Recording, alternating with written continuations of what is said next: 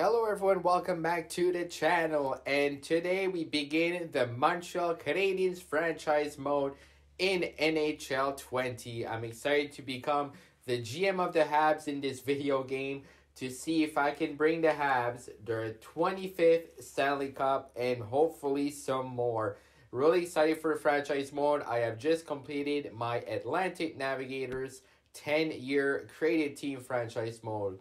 If you guys are interested to see any of those episodes, the playlist is on my channel. We went through 10 seasons with a created team, starting with an expansion draft. It was a lot of fun to see our team grow.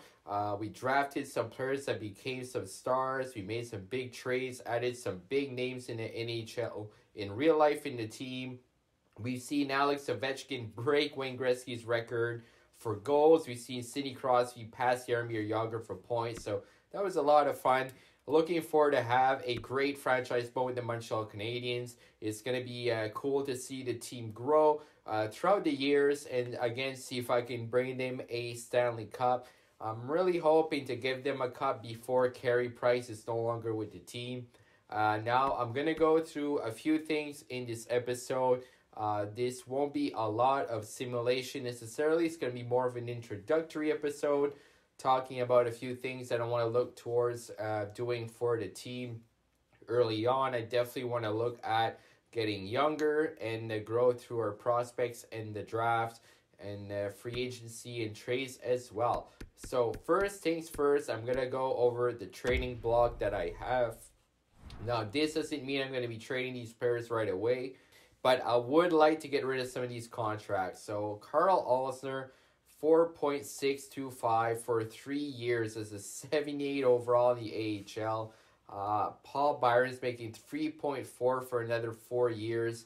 He's already a 79, and he won't probably grow too much. He may go down because of his age. So these two guys, if we can move them, it would be $8 million of cap space free to look at potentially free agency. I do have Shea Weber on the trade block, 7.8 for another 7 years. He is an 88 overall, which is fantastic. As you guys can see, though, he has a lot of trade value in the game. If I could potentially move Weber, it would give us a lot of assets, probably some young prospects and picks. It would free up a lot of cap space as well. Now, looking at the lines, we're going to have to start off the year. Line number one is a bit different from line number one in real life. In real life, it is Tatar, Danault, and Gallagher. In the game, I want to have Max Domi. He is a +2 overall from Danault, so an 85 overall. I'm going to go through over the stats of all the players. So if you guys want to see, you can always pause the video. So Domi, very well-rounded, pretty quick player, good hands as well. So he is a medium top 6 potential player. Drouin here, he is medium elite potential, so he could become a very good high-rated player. He's still young, very fast, 91 speed, 90 plus hands, high 80 shooting. He's going to be hopefully in our team for a long time, along with Brendan Gallagher. Those are a couple of quote-unquote untouchables on the team. Gallagher, if ever I do move Weber, he would definitely be one of the top candidates to be the next captain of the team, top 6 medium potential. Ilya Kovalchuk, great signing by Marc Bergevin, only making $700,000. He's been great for the team. He loves playing there. He's been a very good leader for the young guys. Plays with a lot of emotion, almost a point per game with the Habs, scoring big goals. As you guys can see here, his shooting is all 90 plus, a very, very good shot. Philippe Danault is the perfect two-way center. I definitely want to keep him on the team. 90 faceoffs, very good defensive stats. Thomas Tatar. Now, Tatar is very good overall, very well-rounded. I really like the way Habs offense is right now. Now, Jesperi Kotkaniemi, I do want him to grow. 19, so still has a lot of time to grow. Already an 80 overall. Medium elite potential, listed as a playmaker, so he does have pretty good hands, speed, and shot. In real life, having not a great year, but again, he's still 19. He's down to AHL right now, which will hopefully help him gain some confidence and have some top-line minutes and then come back as a different player in the NHL, which I know he can be Yoel Armia, very underrated two-way forward, I think, in real life. He's great at penalty killing. He's very hard on the puck. So I think that's a very important piece of the Habs. Arturi Lekanen does have 95 discipline, so he shouldn't take any penalties. Now, along with Kotkaniemi, I want line number 4, these guys to grow. Nick Suzuki and Ryan Poehling. Poehling, 20 years old here, 78 overall. Suzuki, 20 years old, 80 overall. Listed as a medium top 6, and Poehling as a low top 6. You guys can see the stats here. Hopefully, they can grow and become some top 6 forwards for us. I did keep the finish line of Armia, Kotkaniemi, and Lekanen. I think that's a pretty cool 3 Finnish players on the same line. Now, Paul Byron, we may want to move him. He's at 30, so his rating may go down in the next couple of years. He's making 3.4 for a 79 overall. We could easily find somebody else in the 4th line for a bit cheaper and younger. Now, the first line does have a +1, making them an 86 overall, all 3 of them. Line number 4, it has a +1 as well, making Byron an 80, Suzuki an 81, and Poehling a 79. Now, looking at defense, I do have Kolak on the first line just because it gives a +3 chemistry. So Kolak really is an 82 and Weber a 91. So that's a very good top pairing defensive group there. Petrie an 85 with Sherrod, who's an 80. Mete 79 and Scandella 80. Gonna go again over the stats. So Kolak is a top 6 medium potential. Those are his stats right now. Very mobile defenseman. He has pretty good skating. Shea Weber, of course, with that great shot. Very, very strong. 6'4", 230. Great at defense. Here's Ben Sherrod. He's pretty big as well. 6'3", 219. 5-star for physical. Jeff Petrie, he's a very good puck-moving defenseman. He can be big. He's a two-way, I find, more than a defensive defenseman because he does put up quite a lot of points. Victor Mete here, a young defenseman, only 21. Only 5'9". He does play bigger than his size, I find. He's very good, very agile, good puck-moving defenseman. And Marco Scandella, similar to Ben Sherrod, a bigger body, but he can also move the puck around. So that's a look at the defense. Of course, in goal, we have Carey Price. I would love to win a Stanley Cup with Carey Price still in the team, but I don't know how long he'll last in the franchise with my team because, again, he is getting a bit older. He's now 32. 91 overall. His trade value will go down in a few years if his rating goes down. I definitely want to keep him as long as I can. Tie with Vasilevsky for the top-rated goalie in the game at 91 overall. 5-star for reflexes, puck control, and athleticism. He has 90 points, which is good for the playoffs. We do have Keith Kincaid as the backup because I have Primo in junior in the AHL, get top line minutes and hopefully grow. Quick look at special teams now. So this is going to be the power play units. We're going to have Gallagher, Domi, Dano, Weber, and Drouin. The second unit is Armia, Suzuki, Kotkaniemi, Kovalchuk, and Tatar. So everybody has a +1. Quick look at the penalty kill. First unit actually does have a +1. So we have Dino with Poehling, Weber, Petrie, Kotkaniemi, Byron, Sherrod, and Scandella. So that is a look at our NHL roster. Now I have a couple of surprises in the AHL roster. Look who we have here. Cole Caulfield. I created him in game, made him a 77 overall at 18. I put him at high elite because I think he's going to be that good. Top scorer in United States Development Program history, I do believe. He was the top scorer for that program. He's dominant with University of Wisconsin. He's pretty good. And I just feel that he has the potential to be an elite scorer in the NHL. So we have him in the AHL right now at 18. There's actually a couple of jersey numbers I may have to change around. Caulfield, I want him to wear his correct number 13, and Poehling number 25 in the NHL if I can. So just a side note, a few of these jersey numbers may change. But Caulfield, I made him there. It's a 77 overall. Great stats already. He's going to be in the 90s, hopefully within a few years. That's what I want him to grow. I want him to have top line minutes in the AHL. Now, I have him with Riley Barber and Nick Cousins because they have a +5. Caulfield is up to an 82 overall. Cousins an 84. Barber 79. Udon, Wheel, Pekka have a +1. Then we have Weiss along with Thompson and Evans. Watkins, Dolphin, and Sturt 69 overall.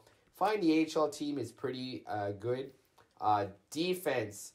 Here's the other surprise, guys. Alexander Romanov made him at 19 as an 80 overall medium elite defenseman.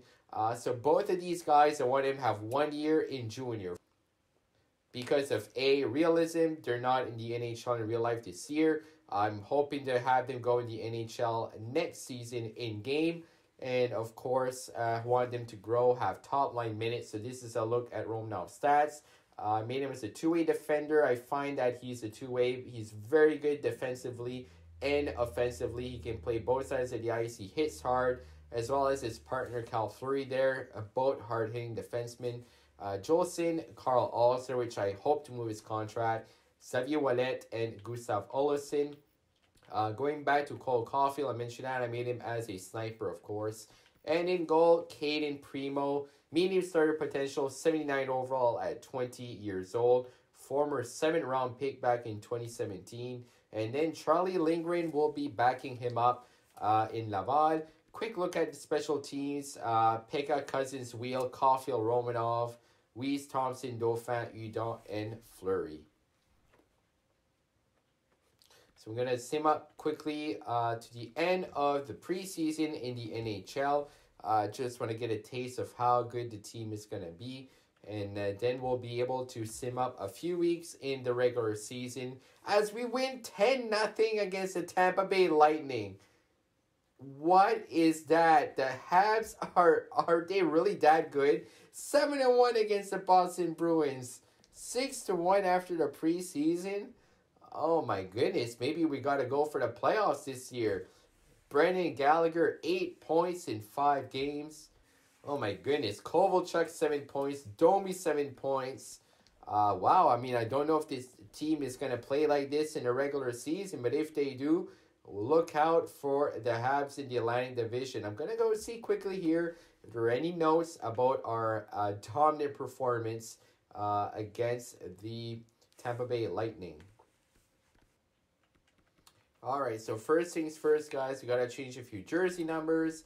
Ryan Poehling, changing him to his number 25, my favorite number actually in real life. So we do have Shea Weber as our captain, Brendan Gallagher and Paul Byron as the assistants. And Cole Caulfield, we're going to give him his usual number 13. And Alexander Romanov, we gave him his number 26. So the jersey numbers are set.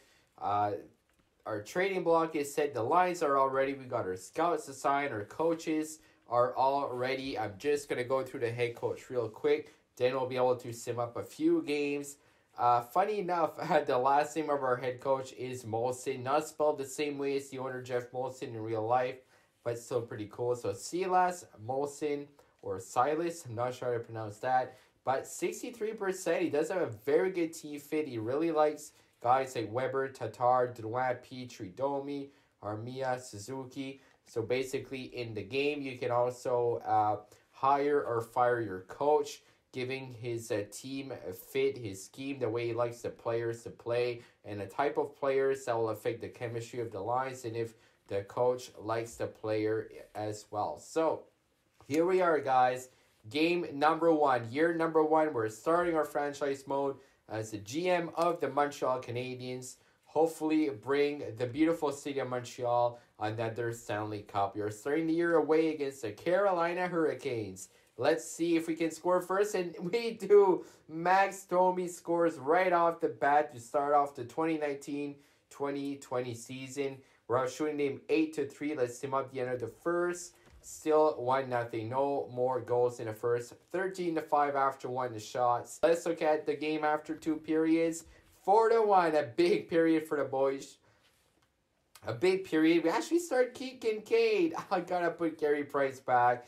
Mrazek is in goal for them. Domi, Armia, KK for us. We win 6-2. KK with 2 goals. Armia with 2 goals. And Domi. Keith Kincaid was actually a starter for some reason, but a big win, setting the tone for the year. There we go. Got Carey Price back in goal. Alright, got Carey Price back in goal. I must have accidentally changed it. Now here's a big game that means a lot to everybody. The Toronto Maple Leafs. What I'm going to have to do is definitely going to have to keep track throughout our franchise mode how we do against the Toronto Maple Leafs. See what our all-time record is going to be. And Brendan Gallagher scores on Campbell right off the bat. For a second straight game, we score right at the start of the first. 2-0 after the first. Brendan Gallagher and Brett Kulak, they score on Jack Campbell, who's actually a starter for the Leafs in the game right now. After 2, it is 3-1. Jake Muzzin scores on Price. Marco Scandella scores on Campbell. A couple of goals from defensemen. Let's see if we can close this one out against the Leafs, and we can. Victor Mete, a bunch of goals from the defensemen, and we beat the Leafs 4-1. We scored 10 goals in 2 games. I'm going to simulate a couple of weeks up to the other matchup for the Toronto Maple Leafs, and we'll then end the episode there. In episode number 2, we're going to do a lot of simming. As we lose our first game of the year, we fortunately beat the Wings, which we can't seem to do, which the Habs can't seem to do in real life. So we're actually now right at 500, 3-3. Out 3-0 shutout win against the Wild. A first for Jordan Eberle. So I'm not willing to sacrifice a first-round pick. We may not be a contending team this year. And Jordan Eberle, he would be good, but he's already 29, making 5.5 for another 5 years. So I don't think we're willing to take that contract on. Maybe if we would be competing right now, as we lose against the Wild, but we do beat the Blues. Playing against the San Jose Sharks, 4-3 win. Playing against the Toronto Maple Leafs, we're head-to-head with them for first in the division. They're 7-5. We are 6-4. If we beat the Leafs, once again, we have an identical record. Let's see if we can beat Matthews, Marner, Tavares, and the Leafs for the second time this month. Period number 1, it is 1-1. Philip Danault and Mitch Marner. Anderson versus Price. Period number 2. 3-3, a lot of goals by both sides. Andreas Johnsson, Alexander Kerfoot, Brendan Gallagher, and Thomas Tatar score for the Habs. In the slow sim times 8, the third period. It's going to be a good one. Playing in the Bell Center. The crowd is rowdy. 5-4 power play, and we kill it off. Let's go, boys. Only 10 minutes to go. They are shooting us. Carey Price is playing well after that second period. Down 4 minutes left. Is this one going to go into overtime? It is. All right. Well, I'm going to go times 8 here in the overtime. See if anybody can be an OT hero. No, we're heading into a shootout. You know what I'm going to do? I'm going to jump into the game. Looking at our offense, 89 versus 91 for the Maple Leafs. Both have 88 defense and 88 goaltending versus 87 for the Leafs. So, computer versus computer game. Going to go into the shootout, see if we can beat the Leafs, and then we'll end off the episode there. All right, starting it off, John Tavares on Carey Price. He makes a couple of Ds, but Price doesn't budge on the D. Ilya Kovalchuk starting it off against Frederik Andersen. And he scores, but that was pushed in after the initial shot. It's not going to count. Mitch Marner, he has very good hands. Carey Price with a big poke check on Marner. Here comes Jonathan Drouin. Speaking of great hands. Oh, he had a side open on the left. He stayed on his left. Here comes Austin Matthews. He has a great shot. Dangerous against the Habs. Carey Price says no. Brendan Gallagher can win it for the Habs here against Anderson. And he roos it top shelf. And the Montreal Canadiens beat the Leafs once again. We are 2-0 to start off the year. 34 save effort for Carey Price. He was definitely a big part of that win.